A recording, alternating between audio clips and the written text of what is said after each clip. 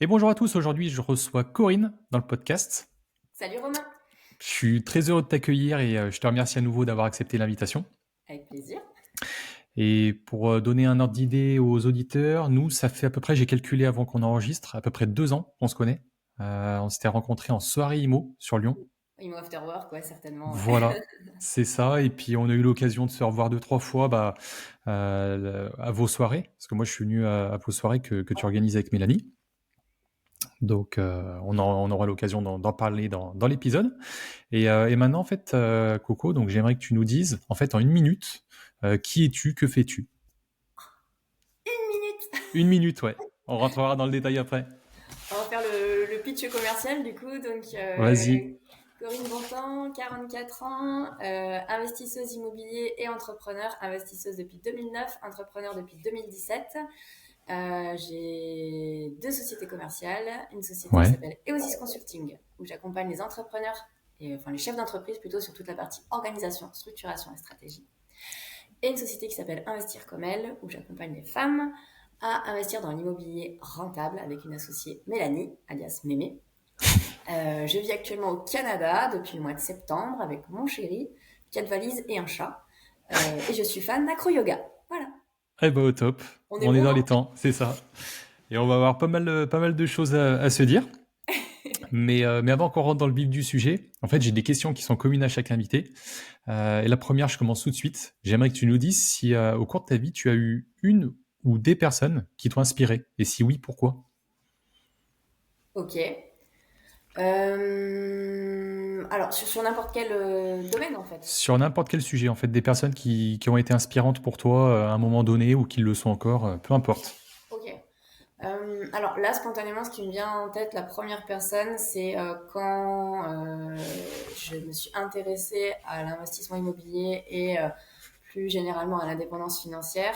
En Ok. fait, je suis tombée par hasard, je venais de me faire virer, j'avais un peu de temps libre. Je suis tombée sur Internet par hasard sur Cédric Anissette. Ah oui. Ok. Et je ne connaissais pas cette personne. Et en fait, je pense que c'est elle qui a été vraiment le déclencheur de ma bascule tu sais, la pilule bleue et rouge de Matrix, du monde du salariat au monde de l'entrepreneuriat, de l'investissement non rentable à l'investissement à cash flow positif et tout ça. Donc en fait, j'ai découvert, c'est un prof de salsa avec qui je faisais des cours qui me balançait une vidéo parce qu'il faisait un concours pour ce Cédric Anissette. Ok. Donc je vais voir et j'ai regardé, j'ai dit qu'est-ce que c'est que ce truc et il sortait à l'époque, c'était la Rat Race 4. Donc on est en 2016 je pense. Ok. Et j'ai pris sa formation. Ça a été pour moi un énorme investissement financier. J'avais jamais investi sur moi. J'avais jamais acheté quoi que ce soit. C'était peut-être, je sais pas, 1 500 € à l'époque. Ça me paraissait énorme. Oui. Maintenant, je reviens là-dessus. Et du coup, j'ai fait la formation. Alors, la formation, j'ai accroché plus ou moins. Il y avait les 4 piliers de l'indépendance financière. C'était intéressant, mais c'était très dense. Mais c'est surtout, en fait, le QLR qui était la retraite QLRR Live, où je suis Ok. allée en octobre 2016. Je me suis retrouvée avec 2000 ou 2500 personnes. Ah oui, On avait énorme. tous la même envie d'indépendance financière, de créer des revenus, de monter des business. Et j'ai dit, putain, mais en fait, j'avais 36 ans. J'ai dit, ok, en fait, j'ai eu les yeux fermés de 0 à 36. Enfin, 0, pas quand t'es gamin, mais jusqu'à 36 ans. Donc, pour moi, ça, c'était vraiment ouais, un game changer. Donc, une personne inspirante. Euh, Après, j'allais dire, au bout de quelques temps, je m'en suis un petit peu, au bout de 2 ans, je suis allée à QLR le 5 et le 6, donc 2017-2018. Et puis ensuite, j'ai continué mon chemin et tu vois, j'étais inspirée par peut-être d'autres personnes. Mais voilà, moi, vraiment, cette personne, après, on aime ou pas le personnage, mais en tout cas, c'est elle qui m'a mis le pied à l'étrier, vraiment. Ok. Bah écoute, merci pour ton partage. Et du coup, deuxième question qui est commune à chaque invité. J'aimerais que tu nous dises si tu as des valeurs auxquelles tu tiens. Et voilà, ça peut être des valeurs qu'on t'a transmises ou des valeurs que tu as appris tout au long de ton parcours. Ouais. Alors, la valeur première, c'est la liberté. Ok. Celle-là, elle est ressortie pas mal d'étapes de ma vie et que je refoulais plus ou moins, ou en tout cas que je n'arrivais pas à identifier. Notamment dans le monde du salariat où je pense que j'étais vraiment pas heureuse, mais je pensais que j'étais du coup coupable ou pas inadaptée ou voilà. Et en fait, le jour où on m'a dit mais t'es juste pas faite pour être salariée, ça a été une révélation et parce que j'avais ce besoin de liberté, de pouvoir vivre ma vie comme je l'entends et que du coup effectivement le salariat n'était pas très adapté à moi. C'était pas moi qui étais inadaptée, c'était plutôt ce mode de travail qui ne me correspondait pas. Donc j'ai la notion effectivement de liberté, d'entrepreneuriat. Après tout ce qui va être quand même bienveillance et ambition. D'ailleurs, c'est des valeurs qu'on met dans Investir comme elle avec Mémé. On a listé un certain nombre de valeurs. Et puis après, l'amour des voyages, je sais pas si c'est une valeur ça, mais Si, si. Bon, c'est toi qui vois, hein. voilà. Ça rejoint la liberté, tu vois, liberté géographique, liberté d'esprit et liberté financière pour moi. Ok, bah écoute, très bien, je te remercie. Maintenant, j'aimerais que tu nous en dises un petit peu plus sur ton parcours en fait avant l'immobilier. Parce que tu as été salarié pendant un petit bout de temps quand même. 15 ans. Voilà, donc nous dire un petit peu déjà ce que tu as fait initialement comme études Ouais. et ce que tu as fait comme job avant l'IMO et Ok. l'entrepreneuriat. Au départ, j'ai un parcours assez classique, j'allais dire. Donc, j'ai passé mon bac. Ensuite, j'ai fait une école d'ingénieur. Je savais pas du tout ce que je voulais faire dans la vie, mais j'étais bonne à l'école. Donc, j'ai fait intégrer l'UTC de Compiègne, école Ok, d'ingénieur généraliste. Je suis sortie diplômée en 2003, génie des systèmes urbains. Donc, tout ce qui va être urbanisme, environnement, architecture et génie civil.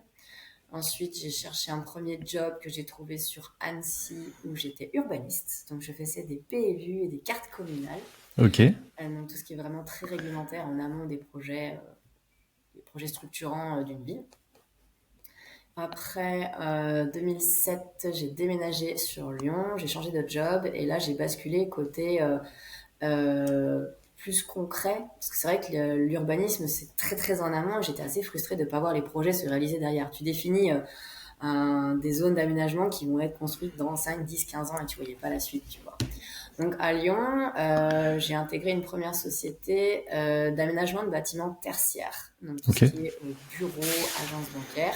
Et j'ai été maître d'œuvre, assistant maîtrise d'ouvrage. Je faisais du contractant général également. Donc j'ai fait ça pendant 5 ans dans une première agence.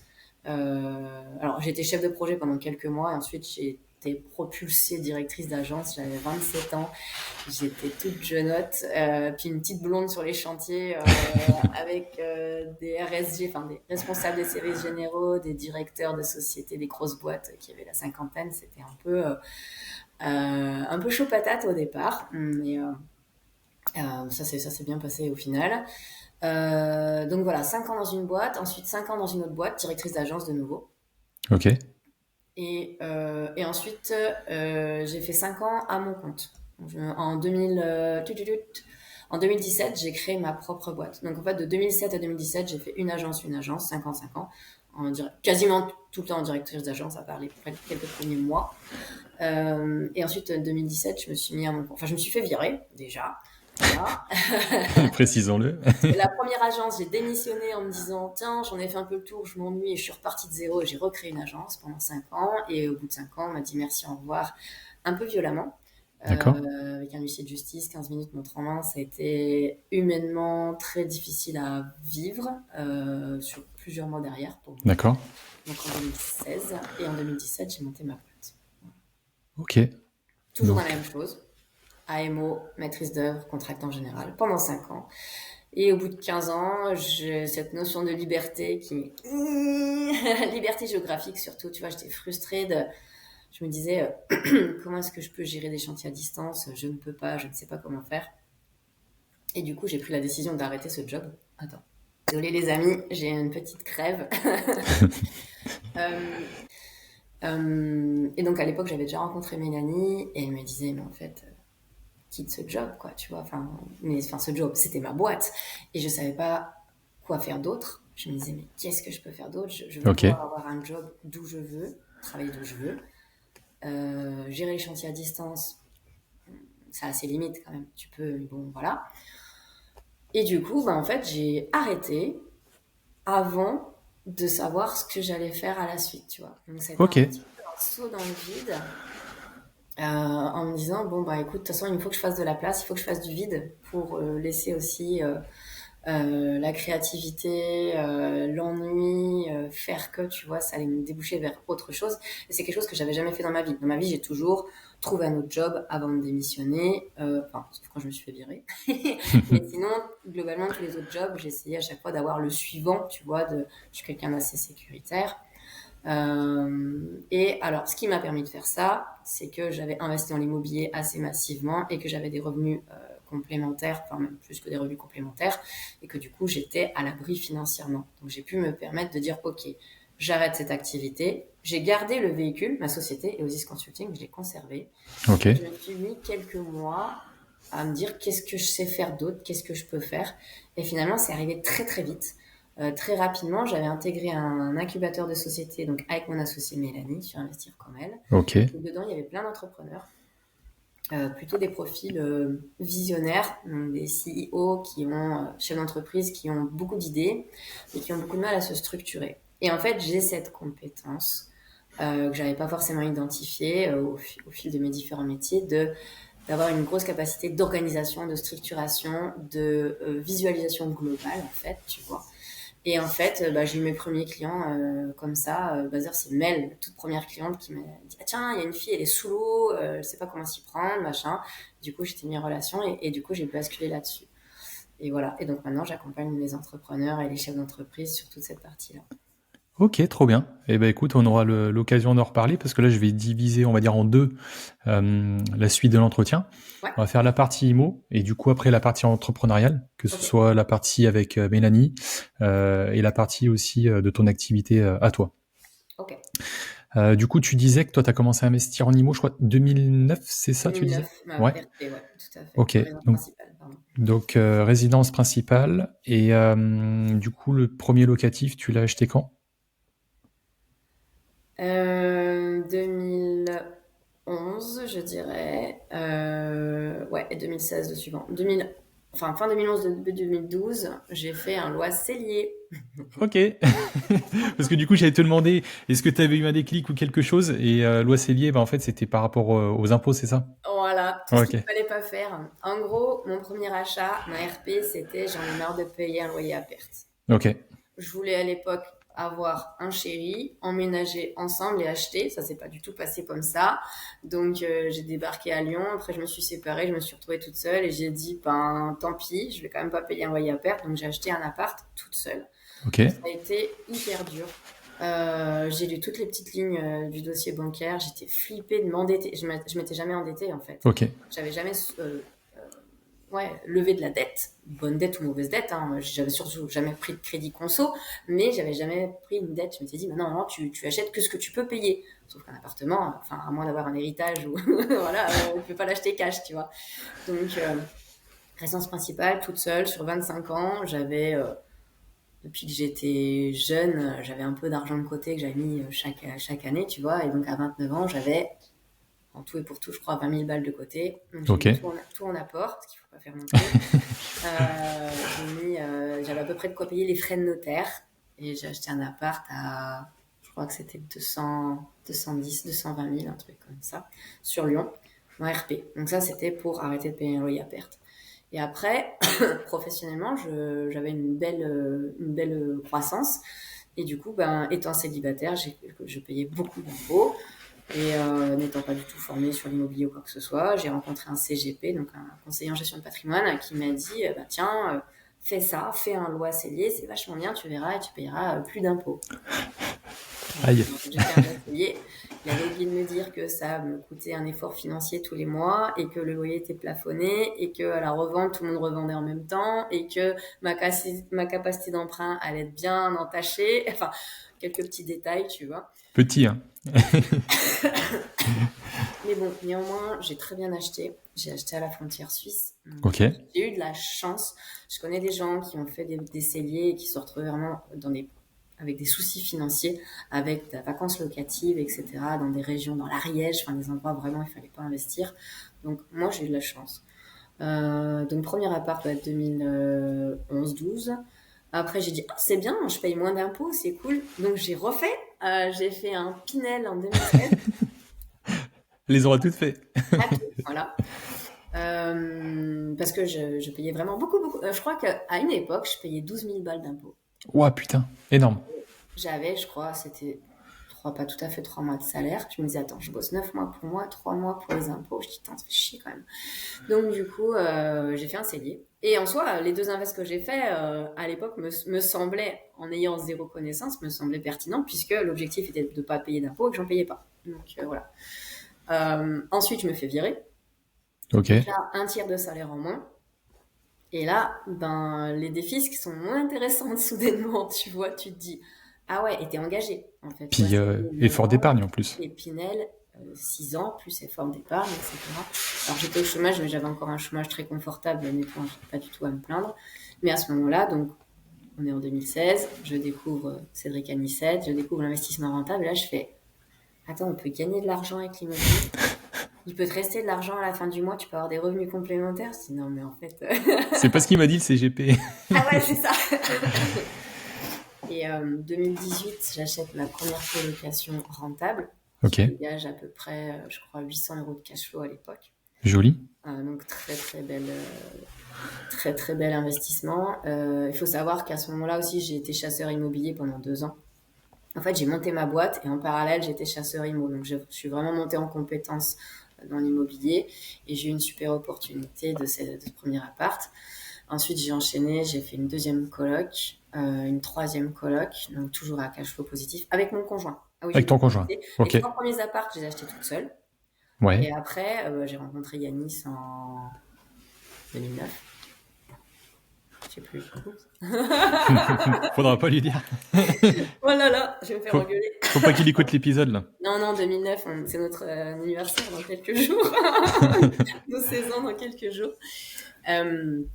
Et du coup, voilà, lui, il avait son patrimoine, moi j'avais mon patrimoine, donc on fait comme ça en parallèle. Et en 2018, on investit ensemble.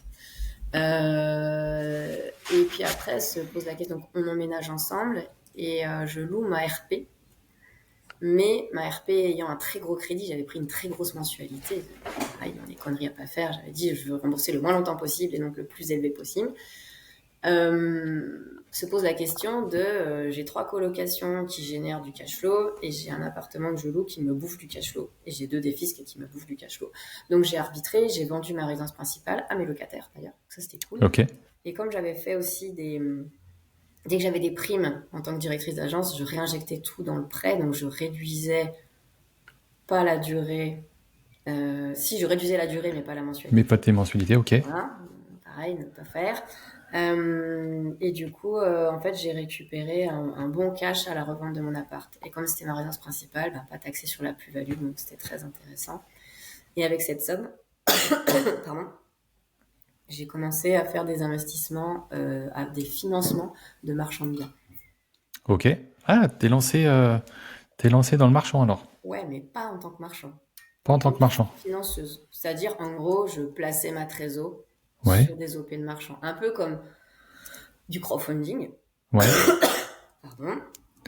Mais avec des gens que je connaissais pas. Voilà. Ouais, c'était des copains ou des connaissances qui, eux, faisaient du marchand et qui avaient besoin de fonds. Et soit ils faisaient une levée de fonds obligataire via la société, soit tu leur prêtais de l'argent à titre perso, avec une reconnaissance de dette. Ouais, alors un peu dans le même genre. J'ai fait une fois une reconnaissance de dette. Ouais. J'étais un peu inconsciente à l'époque. Je te parle de ça, j'avais déjà fait ça effectivement en 2016. J'ai récupéré mes sous, mais j'ai serré les fesses. Donc j'ai dit, ok, il faut pas faire comme ça. Donc ensuite, tous les autres projets, effectivement, ça a été sous forme de contrat obligataire. Ok. Voilà. Donc, l'investissement dans le marchand, et puis du coup, 3 colocations avec ton conjoint alors. Ouais. Et après, il y a eu le Covid qui est passé. J'ai créé donc Investir comme elle avec Mélanie. Ok. Je suis plus focusée sur la partie entrepreneuriat. Et puis, on a eu, je dirais 3, même peut-être 4 ou 5 projets d'immeubles de rapport qui ont foiré. Ok. Donc pendant plusieurs années, je voulais un immeuble et je sais pas, ça le faisait pas, ça allait pas au bout. J'ai laissé des plumes plusieurs fois. Ok.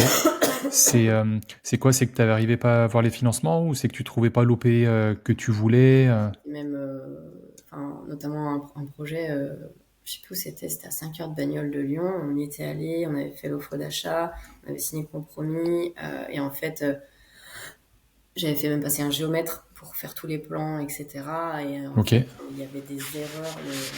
Le chasseur IMO, qui était un copain qui ne l'est plus, s'était planté. Ils avaient oublié un appart, en fait. Ah ouais. Ils avaient fait un business plan avec un nombre d'appart. Et en fait, quand j'ai visité, j'ai dit, mais il manque un appart, ça marche pas. Réglementairement, au niveau de l'urbanisme, il y avait des soucis qui n'avaient pas été levés.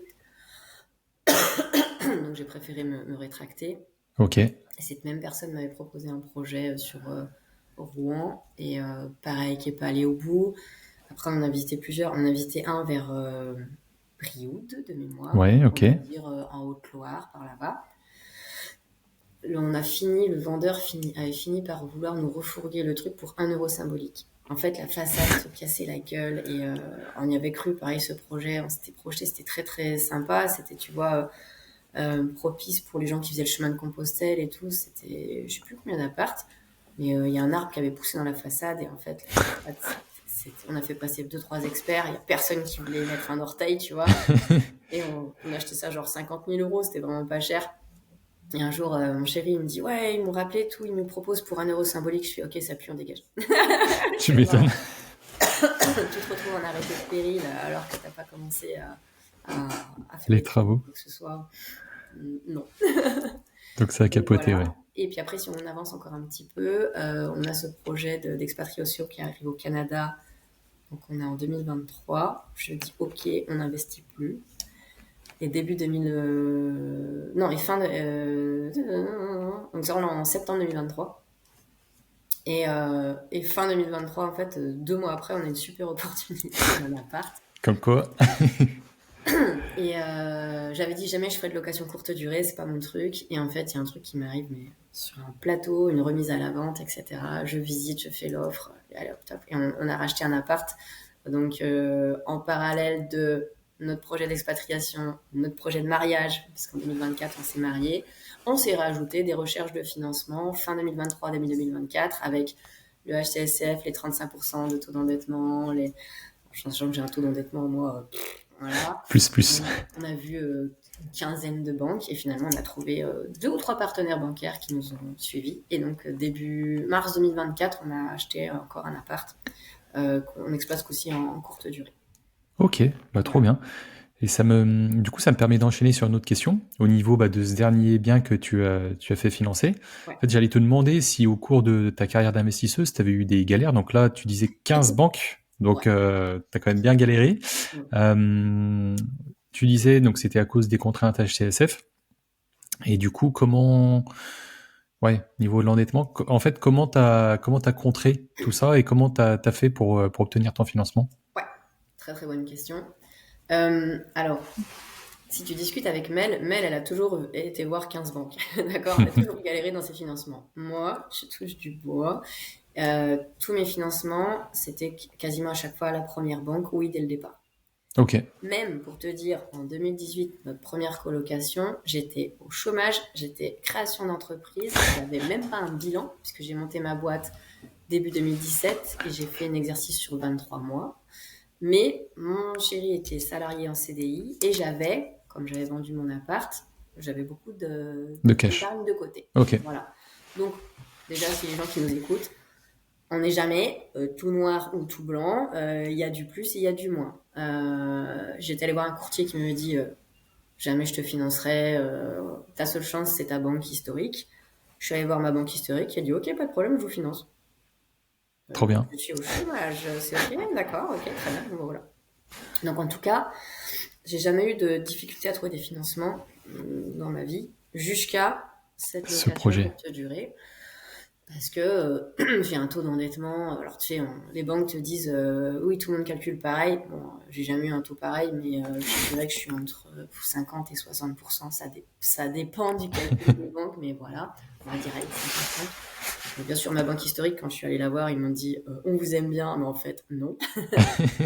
Et en fait, c'est marrant parce que j'ai ressenti quelque part les mêmes peurs que les gens qu'on accompagne, on accompagne des personnes investisseurs immobiliers, qui disent ah oui mais j'ai peur du nom de la banque, etc. Et en fait je me suis rendu compte que moi, avec même toute mon expérience, j'avais jamais eu vraiment de non. Je m'étais pas confrontée à des non. J'avais toujours que des oui. Et du coup, j'ai rechigné un peu à prendre rendez-vous, tu vois, avec les banques. Et puis évidemment, bon bah t'y vas quoi. Et les 5 premières banques que j'ai vues, je me suis pris 5 noms. Ok, Et là, ça pique. bim. Là, tu te dis, putain, mon projet, il est rentable, il est bien. T'as deux solutions. C'est soit tu lâches l'affaire, et bon, soit tu te dis, bah, en fait, non, je vais y aller jusqu'à ce que je trouve un partenaire bancaire.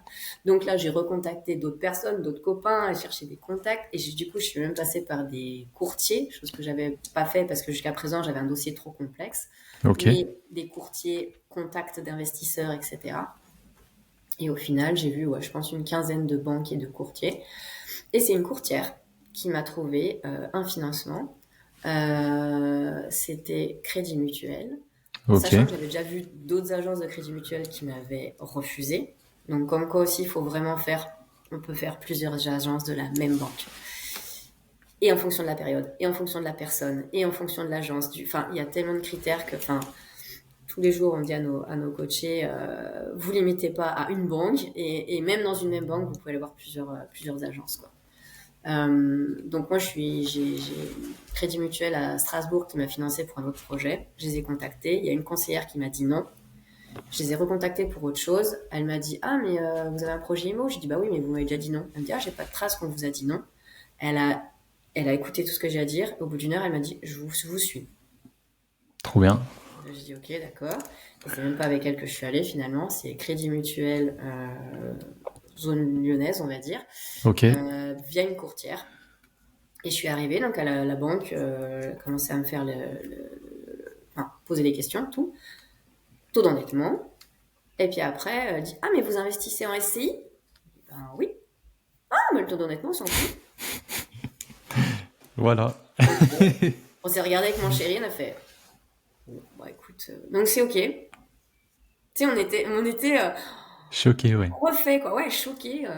Et en fait voilà, c'est pour dire que vraiment, si t'as un projet rentable bien sûr, un projet qui tient la route, t'as un dossier bancaire béton, un bon business plan et que tu fais pas des plans sur la comète mais que tu es réaliste dans tes simulations, et ben il suffit d'en fait prendre ton bâton de pèlerin et d'aller voir un maximum de banques et tu finiras par trouver des gens qui te suivent quoi, tu vois. Et il y a deux autres banques qui nous ont suivis, dans une banque privée aussi Ok, par un contact, toujours pareil, qui nous a dit bon ok je vous suis. Et voilà, bon, finalement on a pris Crédit Mutuel parce qu'en plus on était déjà chez eux donc c'était intéressant. Mais voilà. Et après peut-être un autre tips aussi c'est que donc les 35% c'est uniquement en perso, voilà. Mais genre ma banque historique, caisse d'épargne a dit ah non vous êtes à plus de 35%, je vous suis pas. Je dis mais je suis en SCI, ah mais je vous suis pas quand même. Ok, donc d'une banque à l'autre, le discours peut être complètement différent. Et après, il faut savoir que tu as des quotas, donc c'est-à-dire que tu as à peu près 80% qui doivent rentrer dans les clous et tu as 20% de dossiers dérogatoires. Et dans ces 20%, c'est à peu près 80% résidence principale et 20% investissement locatif. Donc si tu rentres dans les 20% des 20%, ben, tu peux aussi avoir ton financement même si tu rentres pas dans les cases. Et après, il y a l'histoire des budgets annuels. Si la banque elle a fait ses objectifs, bah tu seras pas financé. Si elle a pas fait ses objectifs, bah tu peux peut-être avoir une chance d'être financé genre en fin d'année si il faut absolument qu'ils fassent leurs objectifs. Enfin, je c'est t'apprends ça, ouais. rien. Hein. Voilà, c'est ça, tu m'apprends rien. C'est ce que, en fait, j'allais le résumer, dans le sens où déjà, pas hésiter à faire plusieurs établissements différents, parce que d'un établissement bancaire à un autre, c'est pas la même politique qui est appliquée. Là, en l'occurrence, bah, l'endettement est pas forcément calculé au niveau des CI. Ça marche bien au Crédit Mutuel et au CIC. Alors que des établissements comme la Banque Pop ou Caisse d'épargne, C'est pas. voilà, moi des établissements que j'ai fait, bah, ils l'intègrent aussi dans l'endettement. Donc c'est un peu contraignant. Mm-mm. Et puis après, au sein d'une même banque, pas hésiter aussi à faire plusieurs agences, parce que comme tu dis, tu vois, il y a des agences qui peuvent être plus avancées que d'autres au niveau des objectifs. Tu peux aussi avoir des conseillers qui soient plus réceptifs à l'investissement immobilier. Complètement. C'est sûr que si tu tombes sur la personne qui débute ou sur la personne qui veut faire que de l'assurance, que de la prévoyance, que du crédit conso et qui déteste le prêt immobilier, bah cette personne va te jeter tout de suite. C'est ça. Je te vois arriver, fait oh là. Voilà, c'est ça. Moi, ça m'est arrivé pour un financement, là, le dernier financement que j'ai eu avec un associé. On est allé voir le Crédit Agricole et je suis allé voir un mec qu'on m'avait conseillé parce qu'il était soi-disant conseiller en gestion de patrimoine. Je suis Mhm. arrivé, j'ai commencé déjà à dire juste prix immobilier. Hein. J'ai même pas dit que c'était la résidence principale ou du locatif. J'ai déjà vu sa tête. Enfin, je me suis dit tout de suite, putain, il a pas envie de le faire. Et après, quand j'ai commencé à dire locatif, laisse tomber. Donc voilà, pas hésiter en fait à solliciter voilà plusieurs agences et puis après aussi d'un conseiller à un autre, même au sein de la même banque, euh, les délégations aussi peuvent être différentes. Moi, je Oui. sais que quand j'étais à la Banque Pop, j'ai terminé sur chargé pro, mais mon poste juste avant, j'étais chargé de clientèle particulier. Je sais qu'en termes de délègue, vu que ça faisait 6 ans que j'étais sur le volet particulier, j'avais plus de délégations que quelqu'un qui avait 2 ou 3 ans d'expérience. Mhm. Et ça, en fait, ces délais, tu les obtiens en fonction des dossiers que tu fais, en fonction de ton expérience. Et si ta direction a plus ou moins confiance en toi, bah voilà, tu as plus ou moins de délais. C'est juste ça. Ouais, complètement. Et après, tu as dit aussi un truc, conseiller pro, conseiller particulier. Mm. À partir d'un certain moment, c'est bien d'aller voir les conseillers pro parce que justement, ils ont plus d'expérience dans la partie immobilier et ils vont te considérer plus vraiment comme un... Enfin, l'investissement immobilier, c'est un business, c'est comme un projet Mm. entrepreneurial. Et donc, du coup, il faut arriver à choper le bon interlocuteur et les conseillers pro sont quand même plus, plus compétents et plus adaptés quand tu arrives à un certain niveau de patrimoine. Bah, c'est vrai dans le sens où déjà conseiller particulier, tu as la contrainte des 35%. Ouais, Donc dès que tu as dépassé, en fait, c'est soit tu crois vraiment au projet et là tu vas faire partie des 20% pour lesquels tu veux déroger, soit tu es obligé de passer en société, donc en SCI ou même en SAS, etc. Et ça, tu vois, c'est aussi un défaut qui est en interne au niveau des banques, c'est que les conseillers partent. Tu te dis une SCI, c'est pas une vraie société parce que c'est ouais, pour de l'immobilier, mais tu as quand même un projet de statut. Enfin, tu sais, il faut quand même un projet de statut, il faut quand même un prévisionnel. À la fin, tu as quand même un cabis, tu es quand même immatriculé. Et en vrai, moi à l'époque, au tout début, avant que je fasse l'investissement immobilier, avant que j'ai des SCI, etc. Quand on me présentait un dossier en SCI, bah, tout de suite, en fait, j'allais voir soit du conseiller pro, mhm, soit le conseiller en gestion de patrimoine. ouais, Parce que c'est les deux personnes dans l'agence, enfin au sein de la banque, qui savaient ce qu'était une SCI, en fait, une société. Donc, c'est ça. comme tu dis, tu vois, pas hésiter à aller voir des chargés pro, des chargés de patrimoine aussi. Ouais. Mais après, à partir du moment où tu commences à avoir pas mal d'IMO, ou comme toi, tu es entrepreneur, autant aller voir directement chargé pro, et même des fois, ça peut être sympa d'aller voir directement le directeur. Si tu Directeur. arrives à capter le rendez-vous, c'est pas souvent, mais quand tu arrives à avoir le rendez-vous avec le directeur, c'est lui qui a toutes les délègues, ou en tout cas, si s'il croit à ton projet, bah il y a qu'un interlocuteur entre lui et au-dessus. En fait, c'est Ah. donc ça limite en fait les stratégies. Mm. Trop bien. Et dernière question pour. En fait, j'allais te demander des tips, mais du coup, tu en as donné, donc c'est top. Et dernière question pour clôturer ce volet IMO. J'aimerais savoir, toi, qu'est-ce que tu aimes en fait dans l'immobilier? Qu'est-ce qui te plaît au quotidien? Qu'est-ce qui fait que tu as fait tous ces appartes? Et Alors, c'est une très bonne question parce que je pense que ça évolue avec le temps, hmm, tu vois. Euh, Au départ, ma résidence principale, c'était juste avoir un toit sur ma tête, euh, d'avoir quelque chose à moi, de me sentir chez moi. Il y avait ce côté-là, tu vois, un peu d'être rassurant. Et puis aussi que j'étais quand même dans le domaine des travaux. ok. Et que les travaux, ça me faisait pas peur, j'arrivais facilement à me projeter. Donc, bah, j'avais rénové. En même temps, il n'y avait pas de gros travaux dans ma RP, mais tu vois, ça me faisait pas peur de rénover l'appart. Enfin, si je changeais entièrement la cuisine, etc. Et voilà. Donc, moi, j'ai toujours adoré la partie travaux. Ok. Euh, c'est mon métier premier. Hein. J'ai fait ça pendant 15 ans, tu vois. Alors, c'est vrai que souvent, les nanas, elles aiment pas les travaux, mais moi, j'adore les travaux. Ça me fait pas du tout peur de piloter les gars sur les chantiers, etc. Mais en même temps, je veux dire, quand tu es investisseur, enfin, il vaut mieux que tu délègues ça que c'est un, comment dire, c'est un risque quelque part. Comme tu aimes bien les travaux, des fois, bah, tu es un peu trop sur le chantier et en fait, ta valeur ajoutée n'est pas vraiment là, quoi. Donc, j'aime bien les travaux. Ok. Je vais te dire aussi ce que je déteste. J'aime bien le fait de transformer un truc bien pourri en un truc magnifique et où les gens après font waouh et tu vois ça donne envie. J'adore les photos et voilà ça c'est de quelque part peut-être de valoriser le patrimoine existant, parce que hormis mes défiscalisations, j'ai acheté que dans l'ancien que j'ai rénové. Donc ça aussi, tu vois, je trouve ça chouette. Je déteste la déco. Je suis une Ah quiche ouais? en déco, oui. Ok. Oui, oui, voilà. Donc à chaque fois, j'ai toujours délégué cette partie-là et c'est un truc que je supporte pas. Il y a beaucoup de filles qui aiment bien faire ça, je déteste. La recherche IMO, comme j'étais chasseur IMO, j'en ai bouffé pendant vraiment 2 ans, au point peut-être un petit peu de me dégoûter. Donc Ok. j'aime bien mes petites doses, tu vois. Voilà. Et après, j'adore tout ce qui est monter le dossier bancaire. J'ai un dossier avec des sous-dossiers, des machins et tout, des tableaux. Ça, j'adore. Et globalement, j'aime aussi à peu près aller voir le banquier. Alors, plus facilement quand tu sais que ça va être oui facile. Un peu plus difficilement quand tu sais que ça va être plutôt un non potentiel. Mais ouais, je suis... En fait, quoi, enfin, tu vois, je fais une distinction entre j'aime et je suis bonne. J'apprécie à peu près d'aller chez le banquier, mais par contre, je sais que je suis très bonne en négociation avec les banquiers parce que j'arrive, que je connais mon dossier par cœur, que c'est très pro, très carré et c'est très rigolo parce que t'arrives avec moi j'arrive avec mon chéri, donc les banquiers regardent Yanis et c'est moi qui commence à parler. On regarde Yanis, c'est moi qui déroule, qui dit voilà les conditions que j'aimerais négocier, etc. Notre rentabilité, c'est ça. Continue à regarder Yanis. Évidemment, en fait, il y a quelqu'un qui parle. Bah oui. Donc ça, j'aime bien aussi cette partie-là. Et après, bien évidemment, j'adore encaisser les loyers. Ah bah ça, Bien c'est la évidemment, cerise sur le gâteau, hein. C'est la cerise sur le quand gâteau. tu vois tes comptes qui augmentent et que ça te confirme que tout ce que tu as prévu fonctionne comme tu l'avais prévu et que du coup, ça te génère des revenus complémentaires, ça, c'est top, quoi, tu vois. Trop bien. Et du coup, tu disais ce que tu détestes. Ça me permet d'enquiller dessus. Qu'est-ce que t'aimes pas dedans? Dans l'IMO, Ouais, la déco, ouais. clairement.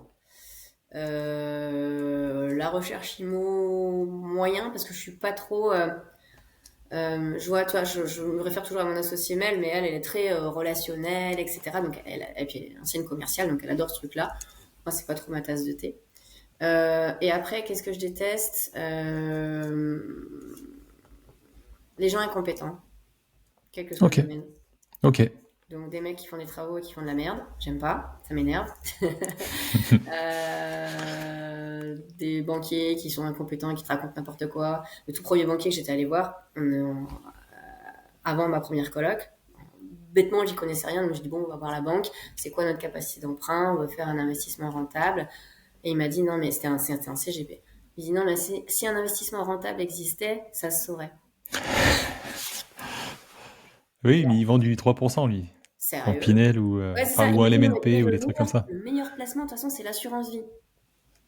Je dis, en fait, je viens de voir pour faire un projet immobilier. Pourquoi tu me parles d'assurance vie alors que je veux faire un projet immobilier? Et du coup, j'étais un peu vexée, mais en même temps, ma copine courtière m'avait dit, moi, je te financerai pas, ta seule chance, c'est ta banque historique.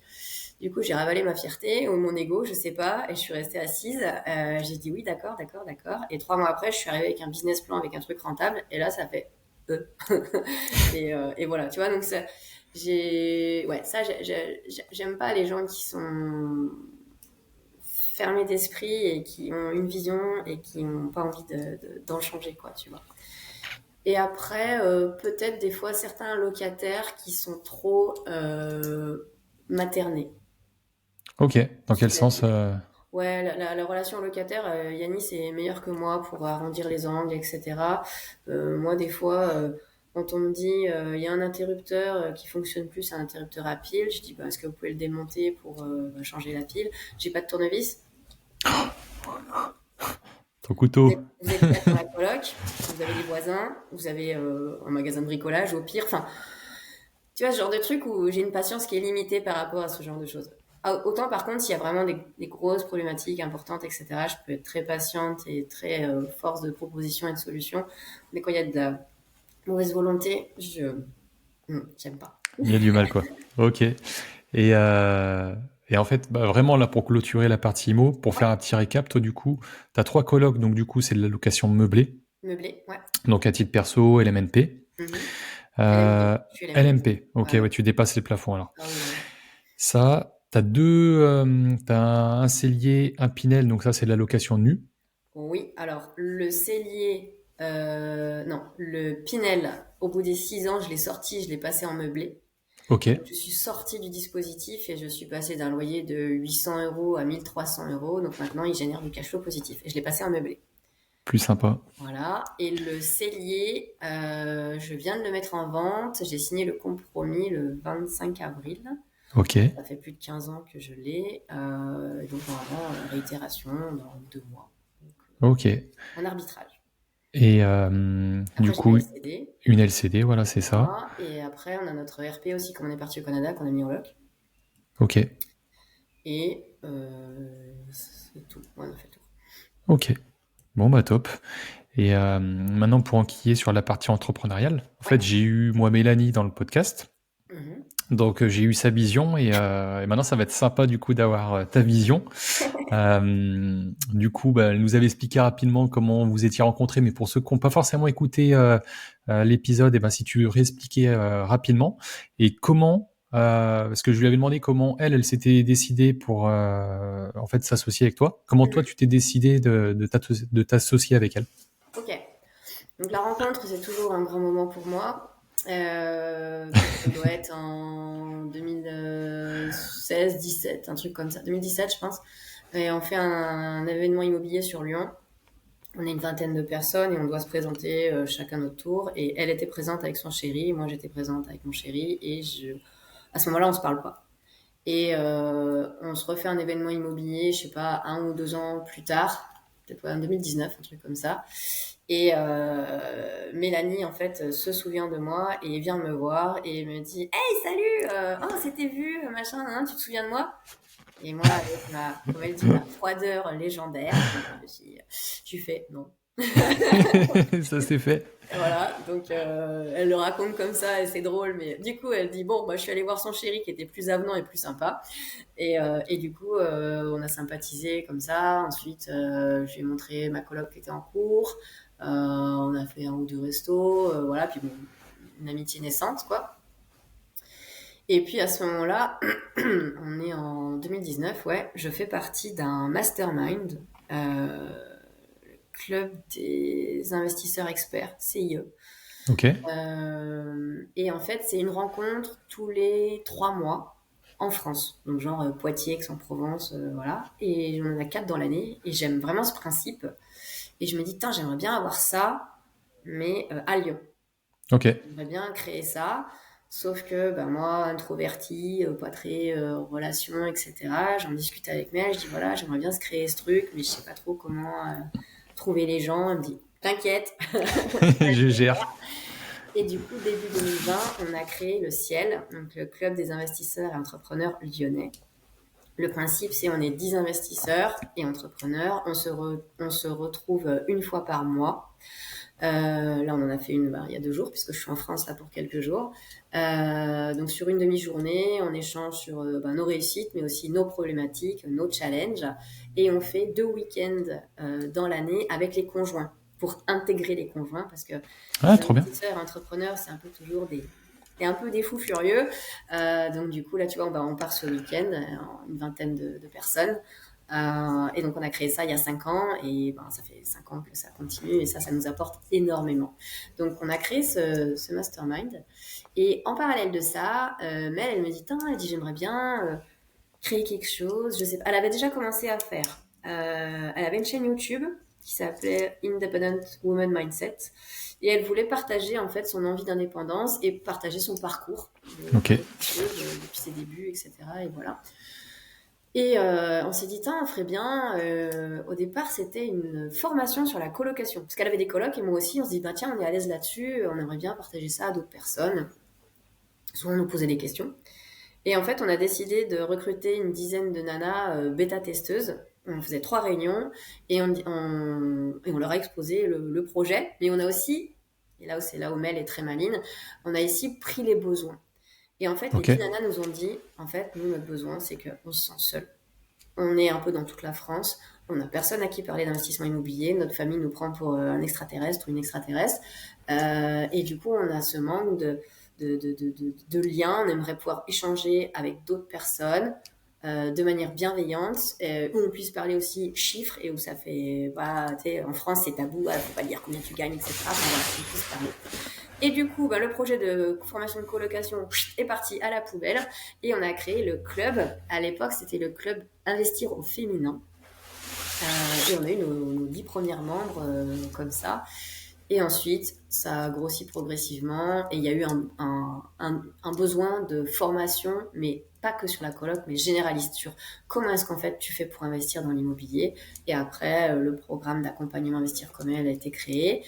Et comme on est passé d'investir au féminin à investir comme elle, on s'est pris un courrier d'avocat parce qu'investir au féminin existait déjà.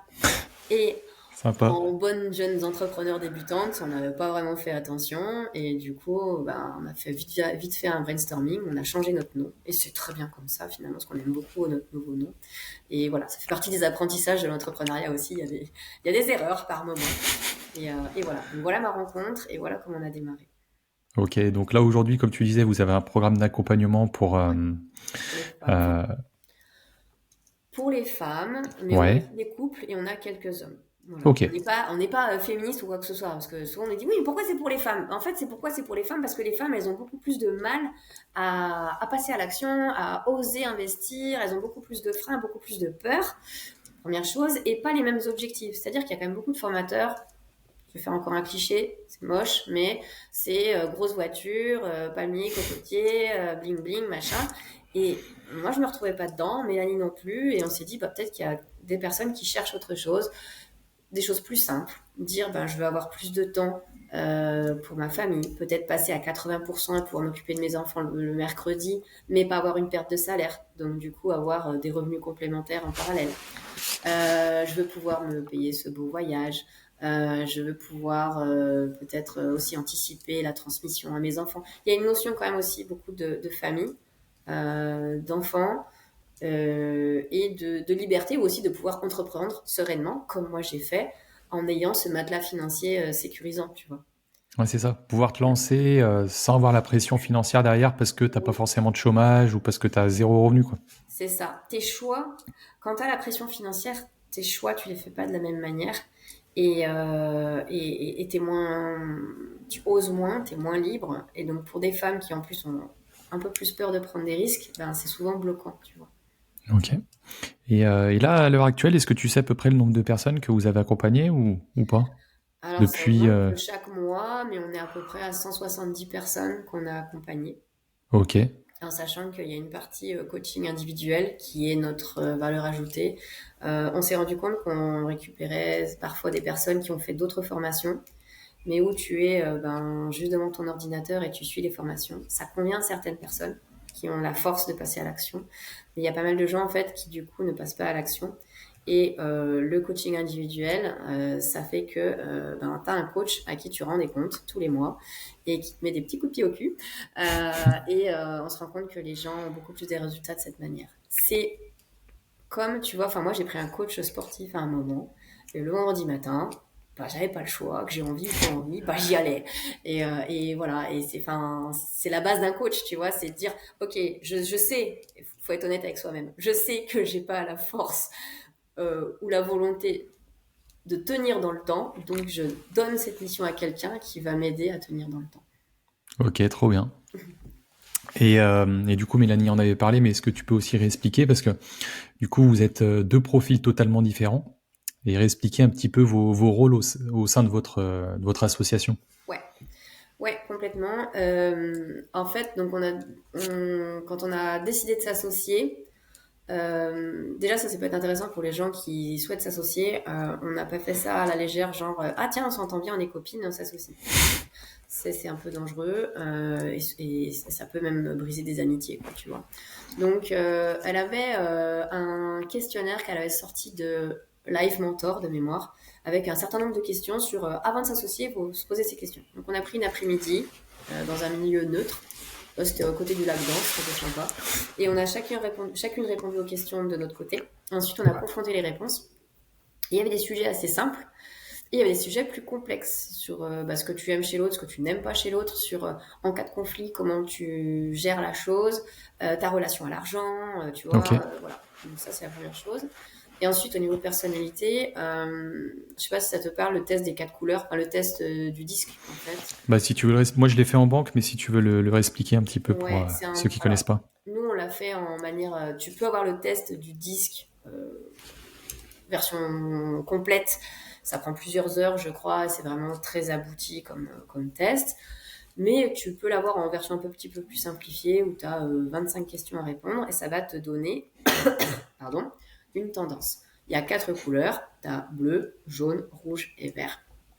Et c'est des profils qui sont complètement différents et qui peuvent être complémentaires. Mélanie, elle est jaune, donc un profil plutôt créatif qui aime le relationnel, le réseautage, la communication, etc. Et d'ailleurs, ça se ressent dans les missions qu'elle fait au quotidien. C'est elle qui gère le compte Instagram, c'est elle qui va chercher les partenariats, etc. Tu vois, c'est ce côté. Et puis ce côté aussi commercial, vente, qui l'anime. Moi, j'ai un profil bleu, donc et vraiment très très bleu. Donc, il va être plus sur la partie organisation, structuration. Je suis assez carrée, j'adore les tableaux Excel.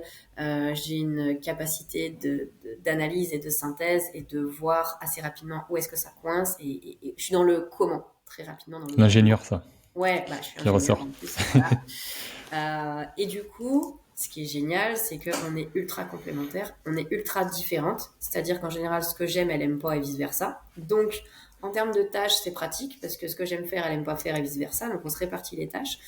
Et globalement, on a très peu de trous dans la raquette, tu vois. De trucs qu'on n'aime pas faire ni l'une ni l'autre. Et si vraiment il y a un truc qu'on n'aime pas faire ni l'une ni l'autre, ben on le fait toutes les deux et puis on se force à. Et puis voilà. Faut aussi se dire ça parce que des fois on me dit oui, dans l'entrepreneuriat, tu peux faire ce que tu aimes. Non. Il y a un moment, il y a des choses à faire, il faut se bouger. Je déteste le commercial, le relationnel, tout ça.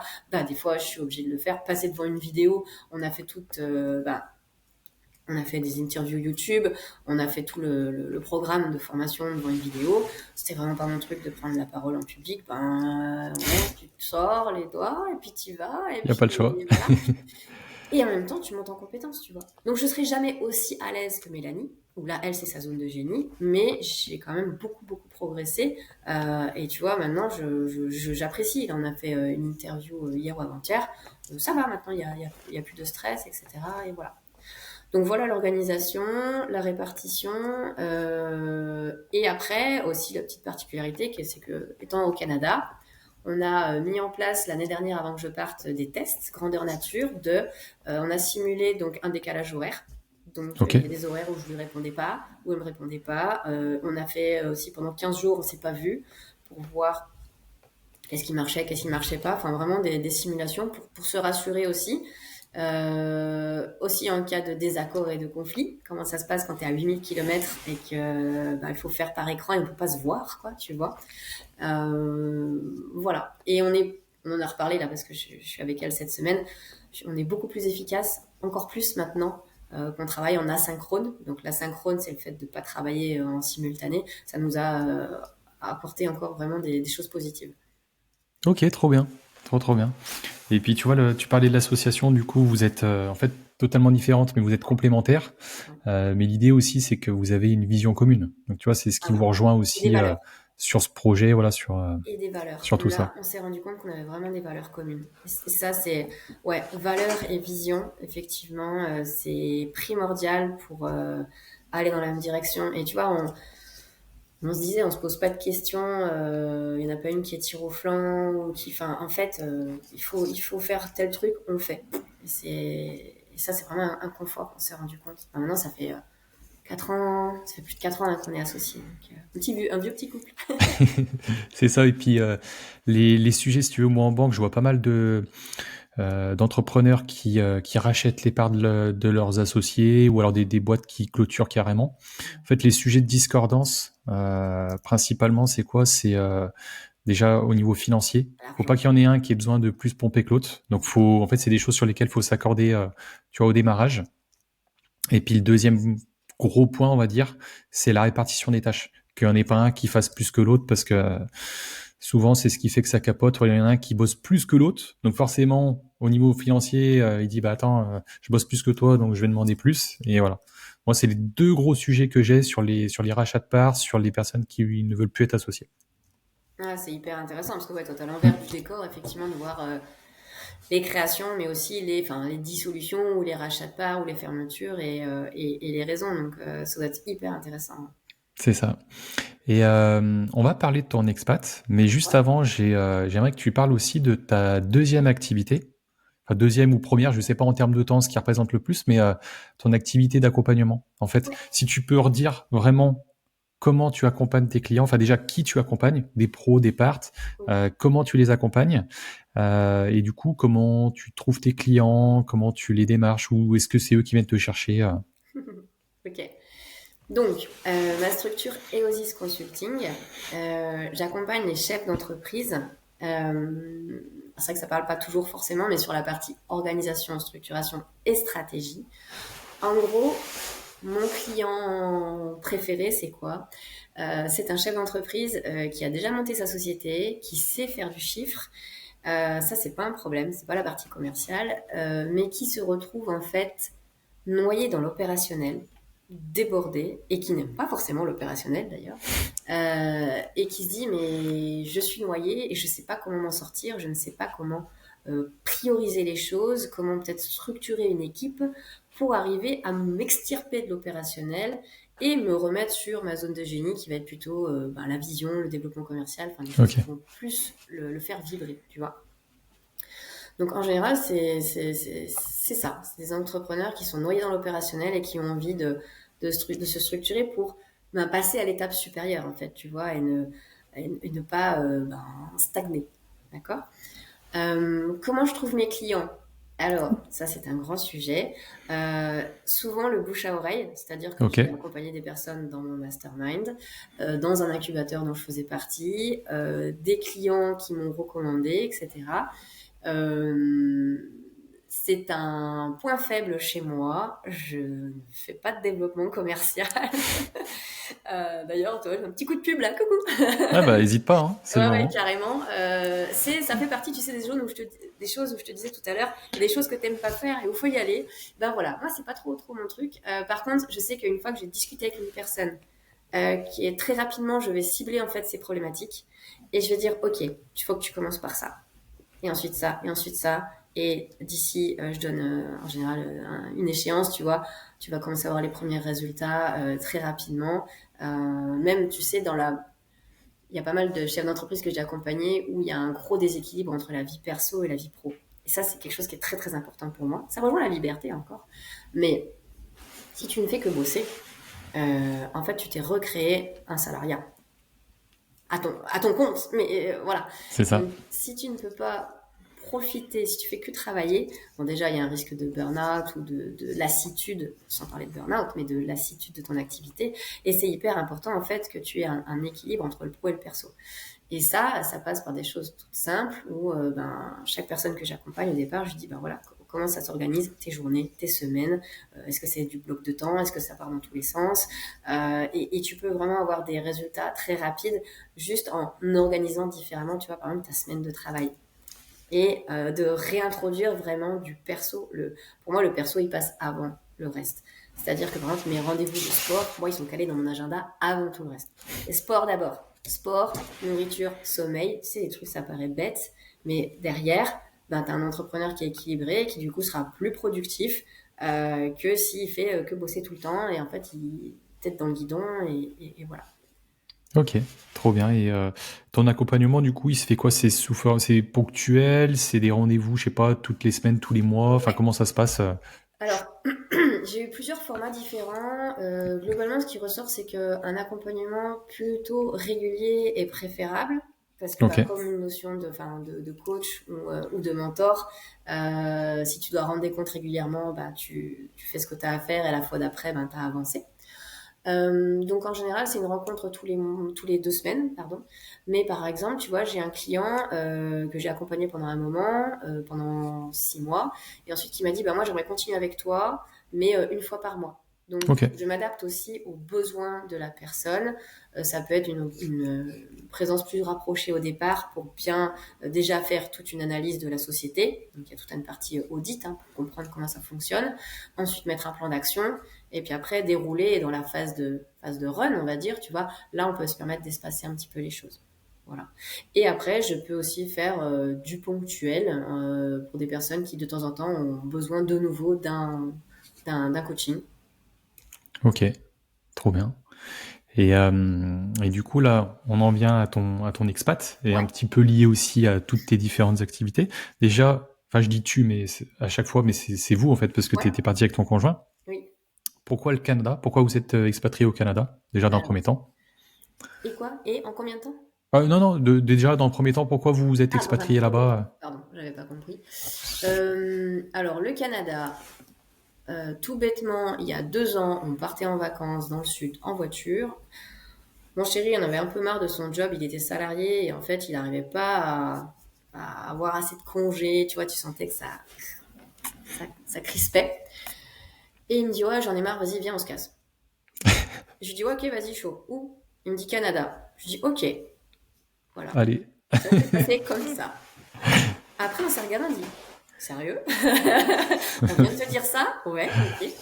Euh, Et ensuite, en arrivant dans notre lieu de vacances le soir, on en a rediscuté et en fait, c'était parti, tu vois, on a commencé à réfléchir, on s'est dit, ok, on part au départ, on devait partir au bout d'un an, sauf que en fait, mon chéri avait 2 filles, dont une qui n'avait pas encore passé le bac. Donc après, on s'est dit finalement, on décale d'un an pour on attende qu'elle passe, que la plus jeune passe le bac. Et après, il y avait aussi le temps que, au niveau des business, au niveau de l'immobilier, au niveau de tout ça, on arrive à se dire qu'on va devoir tout déléguer à 8000 km et d'anticiper au maximum tout ça, de vider notre maison.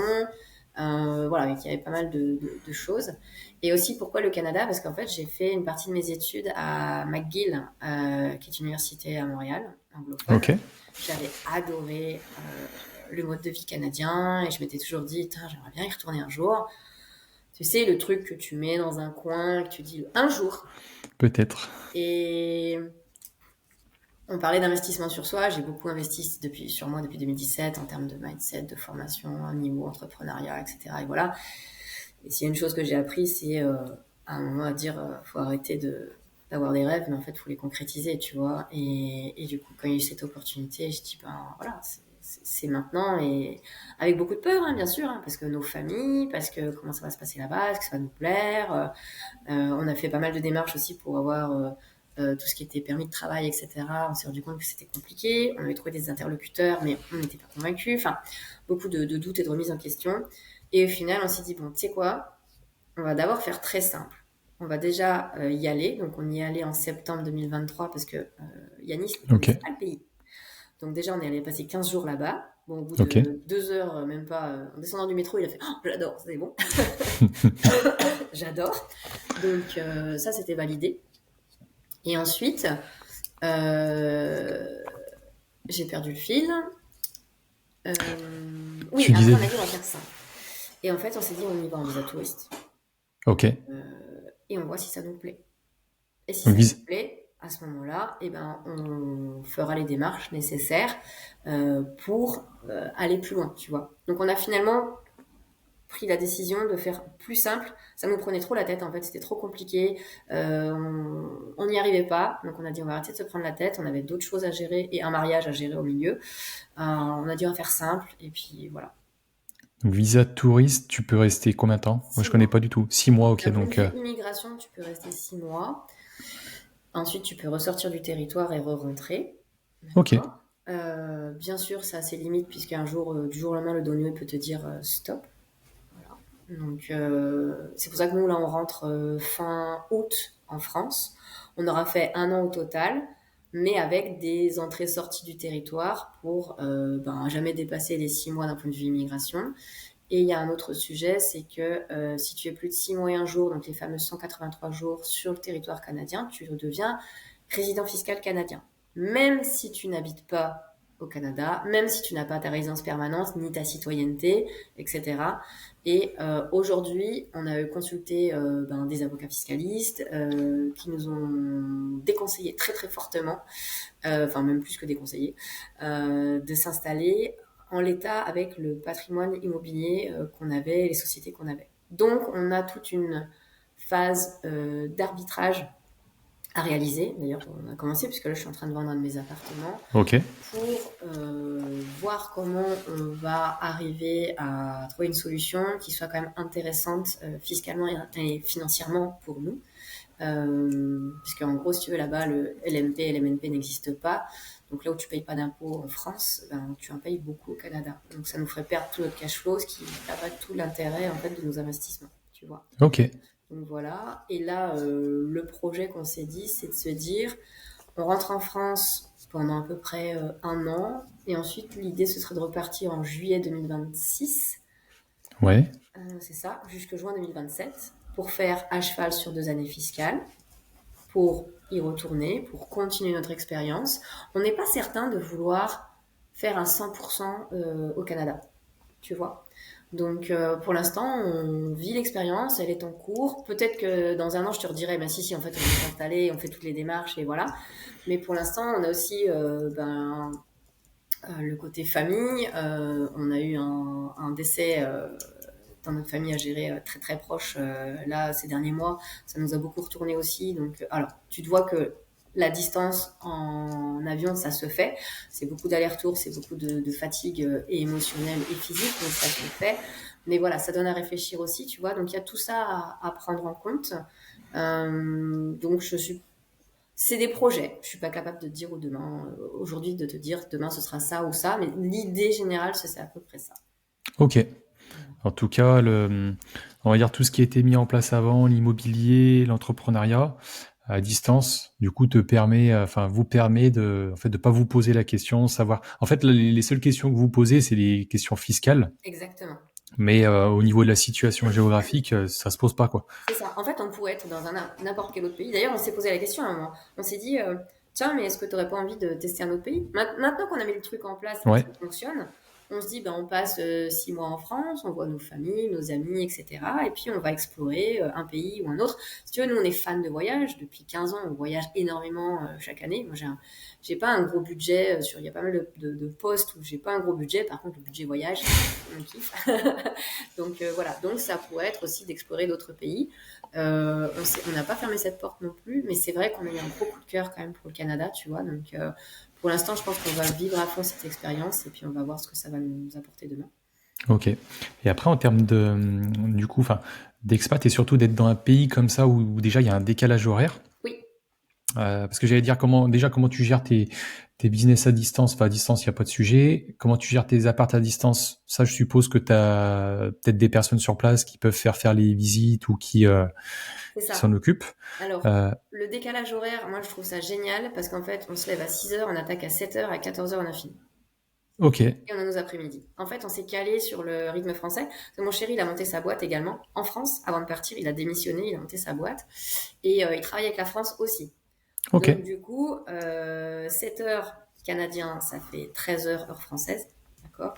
Tu bosses jusqu'à, on va dire, 7 et 6, 13, qui fait un 19 heures heure française. Après, il n'y a plus personne, de toute façon. Et après, tu peux continuer à travailler un petit peu jusqu'à 14, 15. Des fois, on fait une pause déj, mais des fois, on fait un non-stop, tu vois. Et après, on a nos après-midi, quoi. Et ça me va tellement bien parce que moi, je suis du matin. Donc, en fait, l'après-midi, tu vas te promener sur le lac gelé, tu vas faire de l'acro-yoga, tu vas, trop bien. voilà, buller aussi. Enfin, euh, ça, c'est les bons côtés.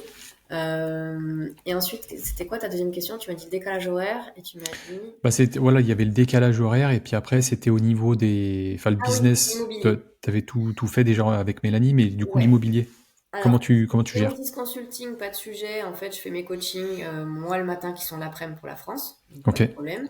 Mélanie, effectivement, on s'est tout organisé. Donc, on a une plage horaire où on est ensemble et une plage horaire où on n'est pas ensemble. Pour l'immobilier, je gère tout à distance pour tout ce qui est colocation, location nue, meublé. Je fais tout ce qui est recherche de locataires, beau, tout ça, c'est moi qui garde la main, ça j'ai toujours fait, il n'y a pas de souci. On a des partenaires, hein, des couteaux suisses qui sont géniaux, qui sont proches de nos appartements et qui font les états des lieux, d'entrée et de sortie. Et la location courte durée, en fait, quand on l'a acheté, on savait déjà qu'on partait, donc on a trouvé une conciergerie et on a fait le choix de tout déléguer à une conciergerie. On ne s'en occupe pas du tout, donc bien sûr, il y a moins de cash flow, mais de toute façon, on ne peut pas faire autrement, tu vois. ok. Donc voilà. Donc au niveau immobilier, ça donne ça. Et après, je voulais dire un autre truc, mais ça m'est sorti de la tête. Donc ça reviendra. Ouais, ça reviendra peut-être, ouais. Et dernière question, en fait, pour clore le sujet entrepreneurial. Ouais.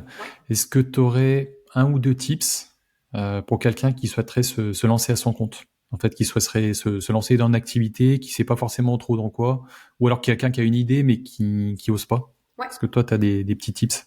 Alors, j'ai plein de petits tips. Le premier, je vais donner ma vision de quelqu'un qui est très sécuritaire et qui n'aime pas trop prendre de risques. C'est que j'aurais tendance à créer un side business, c'est-à-dire à avoir un job de salarié et à commencer à monter un business en parallèle. Ok.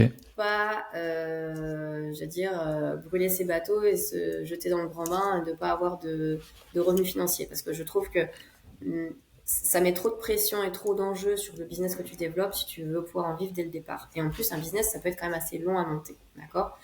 Donc, c'est ma perception. Il y en a qui préfèrent dire, pardon, je crame tout d'un coup, comme ça, je me donne un maximum de chance, je n'ai pas le choix, je vais y arriver, tu vois. Ça dépend des tempéraments.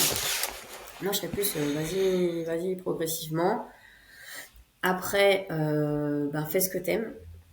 Quand tu sais pas ce que tu veux faire, fais ce que t'aimes. Mais par contre, il faut aussi s'assurer qu'il y a un besoin. Donc, première chose à faire, c'est pas de créer son business dans son coin, de tout faire et puis après dire je vais essayer de le vendre. Pardon. Mais c'est très rapidement de te confronter à tes clients potentiels. Ok. Ouais, des phases de test et en fait, pas parfait, mais lancer quand même le truc. C'est ça. Recueillir Ok. s'il y a vraiment un besoin et si les gens sont prêts à payer pour ce Pour besoin. ça. Tu vois. C'est aller chercher une douleur, un besoin chez la personne, effectivement, et dire, bon, bah voilà, moi, je sais que j'ai ces compétences en face et que je peux apporter quelque chose. Tu vois. Donc, Ok. de pas vouloir faire quelque chose de parfait dès le départ, mais plutôt tu sais, les modes de co-construction, ça marche très, très bien et tu vas être beaucoup plus proche du besoin de ton prospect ou de tes clients que si tu fais ton truc de ton côté en t'imaginant que tu as l'idée de génie ou la solution du siècle, ce qui est absolument faux. Un autre tip, arrêtez de vouloir avoir absolument l'idée nouvelle, novatrice du siècle. Il y a plein de choses qui existent déjà qui fonctionnent. Et si ça fonctionne, tu peux toi aussi reproduire cette idée. Tu peux pas te dire, ah oui, mais il y a trop de concurrence, ça marchera pas. En fait, non, après, il y a une différenciation à faire, bien sûr, mais on peut prendre quelque chose qui existe et le dupliquer, l'améliorer, le transformer. C'est ça, et puis tu peux avoir des activités qui sont les mêmes que la concurrence, mais par contre, la personne qui veut travailler avec toi est attachée par exemple à ta personnalité, à ce que tu dégages et tout ce que tu mets en place. C'est Et il ça. peut se reconnaître en toi, donc du coup ça lui parle plus, donc Ouais. ça peut faire Après, partie de ces choses-là. autre tips, s'entourer. La base, comme dans l'investissement immobilier, j'entreprends pas toute seule dans mon coin, ce que j'ai fait moi au départ d'ailleurs. Je m'entoure d'autres personnes, d'autres entrepreneurs, d'autres chefs d'entreprise qui ont déjà les résultats que j'aimerais avoir. Ça permet d'aller plus vite d'une part et ça permet de bénéficier en fait un peu du cerveau collectif en fait, tu vois, les bonnes pratiques, dire ah lui il a fait ça, il s'est planté, etc. Donc ça t'évite aussi des erreurs. Et il y a un côté motivationnel, quoi, tu vois. Et d'ailleurs c'est vachement bien d'avoir un pote de galère, on appelle ça un buddy en immobilier, mais ça marche aussi dans l'entrepreneuriat, tu vois, ça se challenge, ça se booste l'un l'autre, et voilà. Tu vois, si c'était à refaire, moi j'ai monté ma première boîte toute seule, j'y connaissais rien, on parle de ça fin 2016, je savais pas s'il fallait que je fasse une SAS ou une SARL, je savais pas comment aussi il fallait trouver un comptable, un expert fiscaliste. Au final, j'ai pris les deux et en fait après ils sont tirés dans les pattes et voilà. J'étais toute seule, je bossais de chez moi et j'en avais besoin au départ. J'ai envie d'être tranquille au début, mais après j'ai ressenti aussi la solitude de l'entrepreneur dont on ne parle pas forcément. Il y a des gens qui sont faits pour être solo et c'est ok. Il y a des gens qui ont besoin de partager avec d'autres personnes. Donc, n'hésitez pas à aller dans un coworking ou un truc comme ça pour rencontrer d'autres personnes ou faire du networking, du réseau le soir pour avoir d'autres entrepreneurs dans votre entourage. Voilà, et j'avais un autre tips encore, mais ah oui, et ne pas hésiter, ne pas avoir peur de se planter. Ça, c'est terrible. Ne pas avoir peur d'essayer, de tester. en plus tu le dis, hein, les success stories, tous les grands entrepreneurs se sont plantés à un moment, etc. Oui, mais en bon français, on n'aime pas l'échec, on n'aime pas se planter. C'est ça, c'est ce que j'allais dire, c'est typiquement français ça, C'est typiquement l'échec. français, sauf qu'en fait, plus vite tu te plantes et plus vite tu peux rebondir et plus vite tu peux repartir dans une autre direction, quoi, tu vois. Ok, bon bah écoute, je te remercie. Et maintenant j'ai 3 dernières questions Ouais. qui n'ont rien à voir. J'aimerais savoir si tu investis ailleurs qu'en immobilier. Mhm. Et attention, sans parler de l'investissement sur soi, parce que ça on va en parler aussi. Ok. J'anticipe au cas où. Alors, j'ai des investissements financiers aussi, Ouais, parce que l'IMO, c'est bien, parce qu'il y a l'effet de levier bancaire, etc. Mais à un moment, quand tu génères du cash, eh ben, il faut faire fructifier ta trésorerie aussi. Donc, et puis avoir un certain équilibre en fait entre immobilier et financier. Pas avoir que de l'immobilier, c'est bien d'avoir du financier. Donc, j'allais dire, bon, j'ai les placements basiques, les livrets, les machins comme ça. Ça, c'est pour si jamais j'ai besoin d'argent rapidement. ok. Voilà. Je dirais, tu connais Tony. Oui, Oui, Tony dirait, ouais, il faut pas mettre autant de livrets. Voilà. Mais moi, petit écureuil, ça me rassure. Donc, voilà. Ensuite, des placements plus type ETF, justement, assurance vie. Là, je suis en train de faire des arbitrages pour basculer un peu plus sur assurance vie SCPI. ok, Alors que c'était un truc qui m'était complètement étranger jusqu'à présent. Mais je me rends compte que c'est des rendements qui sont intéressants, encore plus passifs que l'immobilier. Et c'est vrai que l'immobilier, enfin, j'ai des copains qui sont spécialisés là-dedans maintenant qui m'ont dit que c'est vrai que l'immobilier, t'as une bonne renta, mais tu passes quand même du temps, t'as des petits travaux, des choses comme ça. Et si vraiment tu compares tout le temps que tu passes, etc., bah, finalement, les rentas sont pas forcément très, très différentes. Donc, j'opte sur ça. Ensuite, j'ai un petit peu de bourse, pas ETF, mais action. Mais ça, c'est vraiment ok. à la marge et c'est même pas, j'ai même pas fait des bons investissements là-dessus, tu vois. Donc, tant que c'est pas vendu, c'est pas perdu, donc je ne vends pas. Mais je suis beaucoup plus à l'aise en immobilier, tu vois, qu'en placement financier. Ensuite, j'ai fait pas mal de crowdfunding. Ok, Crowdfunding immobilier. Donc là, c'est tu places de l'argent et tu récupères au bout d'un temps donné ton cash et des intérêts. Et c'est des placements participatifs adossés à de l'immobilier. Là, c'est pareil, tu es sur des plateformes, mais tu as quand même des plateformes qui n'ont pas de taux de défaut officiellement, mais avec des projets qui traînent quand même aussi un petit peu, tu vois. Donc, bon, voilà. Après, j'ai des placements plus exotiques, montres de luxe. ok, Et j'ai investi aussi dans des distributeurs de billets aux États-Unis, des ATM. ok.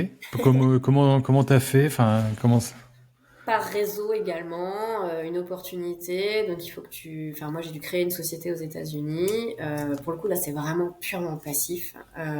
Et après bah, tu achètes les ATM. En fait aux États-Unis les distributeurs de billets ne sont pas tous détenus par des banques. Ils sont détenus aussi par des privés. Donc tu peux acheter un distributeur et tu touches une commission à chaque fois que les personnes retirent de l'argent. Voilà. Trop bien. Après, j'en parle pas trop parce que c'est pareil, j'ai pas suffisamment de recul. Enfin, ça fait 5 ans que j'ai investi là-dedans, mais tu vois, j'ai pas encore trop les conditions de sortie. Il y a des choses, enfin, les choses dont je suis pas sûre à 200%, je vais pas les recommander. J'accepte moi de prendre le risque, mais je vais pas dire ouais, vas-y, essaye, alors que tu vois, je suis pas sûre à 2 mois. Mais bon, jusqu'à présent, voilà, j'ai de l'argent qui tombe tous les mois depuis 5 ans, donc ça, c'est plutôt cool. J'ai fait un peu de crypto aussi et un peu de minage de crypto Ok, à la marge, pareil, en me disant bon, il en faut un petit peu. on essaye. Voilà, on essaye, on se diversifie. Ok. Et les placements Et financiers, que j'appelle financiers quand même, c'est sur les opérations de marchand. Où là, par contre, je mets quand même des sommes assez conséquentes, mais parce que je connais les marchands et que je connais les projets, donc là, j'ai plus de maîtrise et de confiance sur ce que je fais. ok, trop bien. Et du coup maintenant, partie investissement sur soi, Ouais, qu'est-ce que tu peux nous en dire?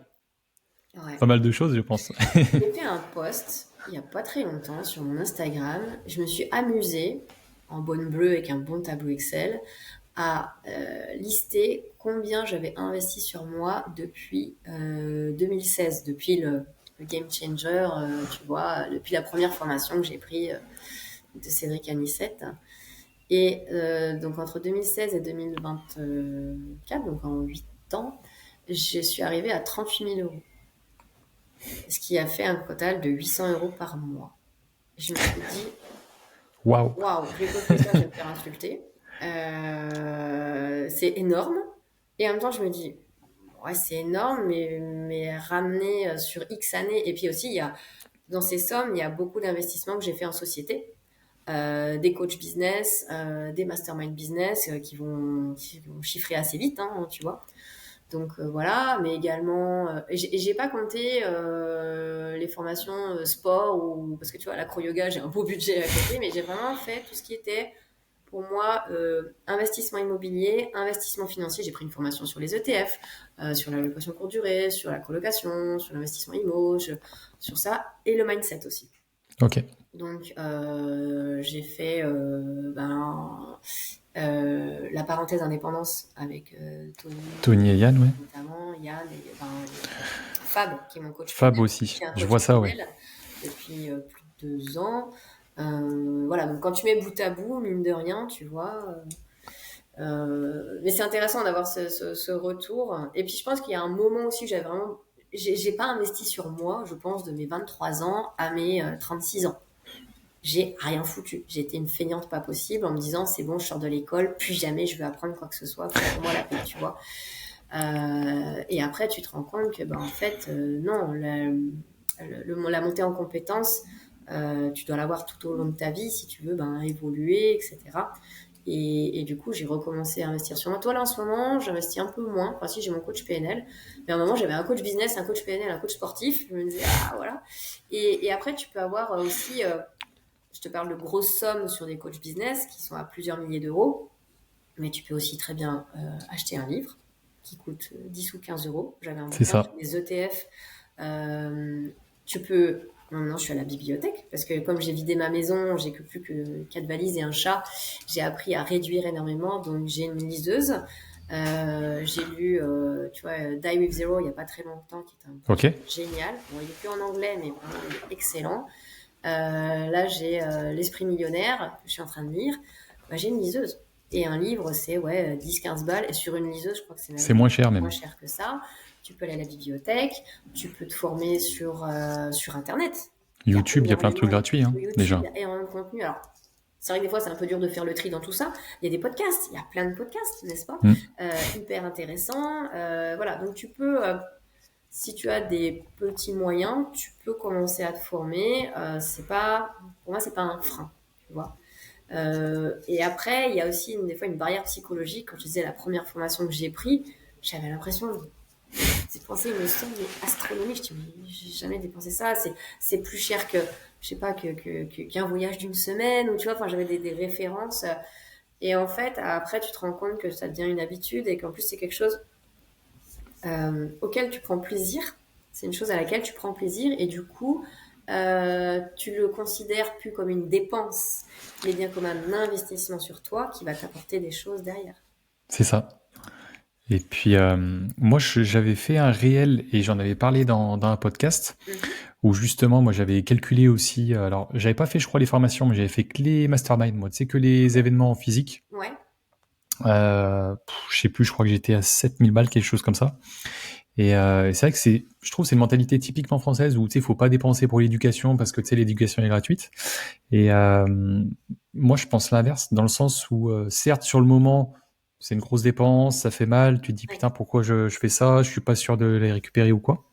Sauf qu'en fait, quand tu vois, enfin, je vais parler de mon cas, mais quand je vois un petit peu l'évolution que j'ai eue, là où j'en suis aujourd'hui, tout ça grâce aux investissements que j'ai fait sur moi, en fait, le jeu en vaut largement la chandelle. Tu vois, moi, j'ai dépensé 7000 balles, mais derrière, j'ai pu lever plus d'1 million de dettes, parce que voilà, je me suis formé, j'ai pu rencontrer mon associé, avec qui j'ai fait un projet immobilier. J'ai pu rencontrer, on va dire, tous les coachs et toutes les personnes inspirantes aussi qui font que j'en suis là aujourd'hui. Et faut pas avoir peur, je pense, de mettre un peu d'argent sur soi. Ouais, complètement. Et c'est vrai que déjà le terme basculer de dépenses à investissement, tu vois, tu te dis c'est moins à perte quelque part. Et comme tu dis, les gens ont du mal à investir sur eux. Par contre, ils veulent acheter le dernier iPhone, bon, je sais pas combien il coûte, 1000 ou 1500 euros, j'en sais rien, ça pose pas de souci, quoi, tu vois. Mais mettre 1500 euros dans une formation, tu te dis, oh, mais non. Sauf que si tu mets quelques milliers d'euros dans une formation pour investir en immobilier, par exemple, mais en fait, dès le premier investissement, ta formation, elle est amortie largement. Parce qu'on est sur des projets à, je sais pas, 100 000, 200 000 euros. Et si tu mets 3 000, 4 000 euros dans une formation, ben, ça te permet d'aller plus vite, de peut-être trouver le financement que tu n'aurais pas pu trouver, de négocier les conditions et donc de gagner peut-être de l'argent qui finalement ben, récupère largement les 3 4 000 euros, tu vois. Donc, ouais, c'est clair. Mais c'est, c'est pas très commun. C'est ça. Mm. Ok. Avant-dernière question, maintenant du podcast. J'aimerais savoir si, alors t'en as parlé, hein, mais savoir si t'as des hobbies, des passions. Tu parlais de voyage, tu parlais d'acro-yoga, voilà. Qu'est-ce que tu peux nous en dire? Yes. J'ai toujours eu beaucoup de passion dans la vie. Ce qui fait que je suis pas une passionnée d'un truc, tu vois. Ok. Euh, Effectivement, j'adore les voyages. Ça, c'est vraiment un truc, j'adore voyager depuis, depuis très très longtemps. J'adore le sport. J'ai fait, je crois, je sais pas, une trentaine de sports différents dans ma vie. Ok. Et à différentes phases, tu vois, quand tu fais pas les mêmes sports à 20 ans, 30 ans, 40 ans. Et du coup, une passion que je me suis découverte il y a peu de temps, puisque ça fait 2 ans et demi, ça fera 3 ans en septembre, c'est l'acro-yoga. Et je bassine tout le monde avec l'acro-yoga. On en voit sur Insta. Oui, voilà. L'acro-yoga, ça n'a rien à voir avec le yoga, les amis.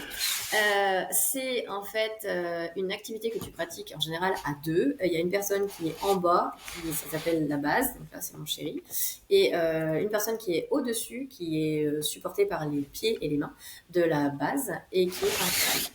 Voilà. Ok. Et du coup, tu fais des figures à l'infini. Tu as une possibilité de créativité qui est incroyable avec cette activité. Et ça te fait travailler ta souplesse, renforcement musculaire, tout ce qui est muscle stabilisateur, la communication. La communication. La confiance en l'autre et la confiance en toi. Quand tu es la tête à l'envers et qu'en fait tu sais plus trop où t'es et qu'en fait il y a quelqu'un qui te supporte, tu vois, voilà. Et il y a une très très belle communauté. En fait, quand on est arrivé au Canada, on était à Montréal. Ok. On était déjà allé voir des profs l'année d'avant à Sainte-Agathe-des-Monts que j'avais rencontrés sur Instagram. Instagram, ça c'est génial pour ça. Donc on était allé les voir en septembre 2023. Et du coup, quand on s'installe au Canada, et ben naturellement, tous les week-ends quasiment, on louait une bagnole, enfin un week-end sur deux, on louait une bagnole et on allait faire nos cours là-bas. Et au bout de 3 mois, on s'est dit bon, la ville c'est sympa, mais c'est pas notre truc. Mon chéri, il adore courir, faire du trail, etc. Nos centres d'intérêt, c'est l'acro-yoga, c'est la nature, moi je voulais être face à un lac, je voulais mon lac. Et du coup, on a déménagé à Sainte-Agathe-des-Monts, en face de l'école d'acro-yoga. Et du coup, maintenant, on en fait très très régulièrement. On a même fait une petite chorégraphie pour notre mariage l'année dernière. C'est vraiment, on s'est pris de passion. Et c'est ça qui est génial parce que tu vois, tu m'aurais dit il y a 5 ans, dans 5 ans, qu'est-ce que tu vas faire? Ce mot n'existait même pas dans mon cerveau, donc j'aurais pas pu l'inventer. Donc, ce qui est génial, c'est que je me dis, ça se trouve, dans 5 ans, je ferai encore autre chose de complètement différent, tu vois. Donc voilà. Après, en termes de passion, bah ouais, tout ce qui est nature, vraiment, nature, balade. Alors, pas forcément grosse rando, c'est pas mon truc, mais d'être au contact de la nature. Et puis après, alors j'ai eu une passion permaculture pendant un temps. Bon, là, j'ai plus de jardin, mais je me suis formée pendant le Covid à la permaculture. Et un jour, je suis rentrée, j'ai dit voilà, je veux une butte de permaculture. C'était sur le parking chez nous, où c'était des cailloux. Je dit ben, on va faire et ça a très bien marché. Et puis après, passionnée d'entrepreneuriat, bien sûr. Ça, vraiment, pareil, ça s'est découvert, tu vois, à 36 ans, donc sur le tard. Et voilà, c'est déjà pas mal. Ok, trop bien. Et maintenant, du coup, dernière question, Corinne. Pour toi, réussir sa vie, c'est quoi? Hmm. Ta vision? Très très bonne question. Euh, je pense que réussir sa vie, c'est avoir la capacité en fait à se satisfaire de ce qu'on a euh, sans se comparer aux autres, en fait. Ok. Parce que ma vie me satisfait aujourd'hui, mais vraiment, enfin, on se le dit tous les jours quand on est au Canada, on se dit, mais en fait, on est trop bien, quoi, tu vois, on est trop content et tout. On a vraiment concrétisé beaucoup de nos projets, mais ma vie ne conviendrait peut-être pas du tout à une autre personne, tu vois. Donc, réussir sa vie, je pense qu'il faut définir ses propres critères et aussi être capable d'être conscient quand tu les as atteints. Parce que tu sais, le toujours plus Oui. de notre société actuelle est très facile. De se dire, oui, bon, bah là, j'ai ça, oui, mais encore un peu toujours par rapport aux autres. Le voisin, il a ça, ou machin, ou voilà. Et juste se dire, revenir à l'essentiel, c'est quoi tes besoins. Et une fois qu'ils sont nourris, ben, être capable de l'apprécier, tu vois. Donc pour moi, il y a réussite professionnelle, personnelle, financière, épanouissement intellectuel. C'est un tout, tu vois. Ok. Bon, bah écoute, je te remercie en tout cas pour ton partage, Corinne. Avec C'était trop plaisir. bien. Merci pour l'invitation, Romain. Il n'y a pas de souci. Et puis du coup, pour ceux qui potentiellement voudraient je sais pas, des coaching business, voilà, qu'ils Oui, n'hésitent pas à te contacter sur Insta. Je partagerai ça. super. Merci beaucoup. Merci à toi.